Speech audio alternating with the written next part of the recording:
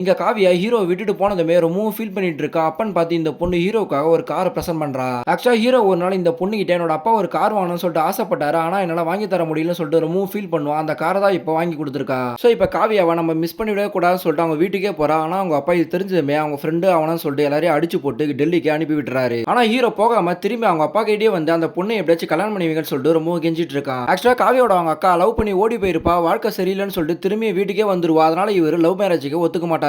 ஆனா இந்த பொண்ணு அவங்க அப்பா கிட்ட அவன் ரொம்பவும் நல்லவன் பையன் ரொம்பவும் நல்லா வச்சு பார்த்துப்பா அவனுக்காக ஒரே ஒரு சான்ஸ் கொடுத்து பாருங்கன்னு சொல்லிட்டு கேட்கறா. சோ இவரை ஹீரோ கிட்ட நான் உனக்கு ஒரு சான்ஸ் தரேன். நான் இப்ப பாத்திருக்க மாப்பிள பெரிய டாக்டர் ரொம்பவும் நல்லவருன்னு சொல்றாங்க. அவர் மேல ஒரே ஒரு தப்பை கண்டுபிடிச்சு சொல்லு நான் இந்த கல்யாணத்தை நிறுத்திடுன்னு சொல்றாரு. அதை கேட்ட ஹீரோவும் ஃப்ரெண்டும் போய் அவனை பாக்குறாங்க. பார்த்தா அவன் ரொம்பவும் ஃபிட்டா இருக்கான். தென் அவன் குடிப்பானா சொல்லிட்டு செக் பண்ணி பாக்குறான். அவன் குடிக்கிற பழக்கம் கூட இல்லன்னு சொல்லிடுறான். அப்பன்னு பார்த்து ஹீரோட ஃப்ரெண்டு நல்லா குடிச்சிட்டு வந்து வாந்தி எடுத்துட்டு இருக்காங்க. அதை பார்த்ததுமே இவரே வந்து ஹெல்ப் பண்றாரு. ஆனா இதை பார்த்த ஹீரோக்கு இவர் மேல பொறாம வந்துருது. சோ ஹீரோவும் இவர் ரொம்ப நல்லவரா இருக்காரு. எந்த தப்புமே இவர் மேல தோணலன்னு சொல்லிட்டு இந்த பொண்ணுகிட்ட போயிட்டு நீ எதுக்கு என்ன லவ் பண்றேன்னு கேட்கறான். ஆனா இந்த பொண்ணு ஹீரோ சொல்ல வரதை புரிஞ்சுக்கிட்டு அவன் எவ்வளவு நல்லவனானாலும் இருக்கட்டும். ஆனா நான் உன்னை லவ் பண்றேன் அது மட்டும் தான் எனக்கு காரணமா இருக்குதுன்னு சொல்லிட்டு திட்டி விட்டு அங்க இருந்து போயிடுறா.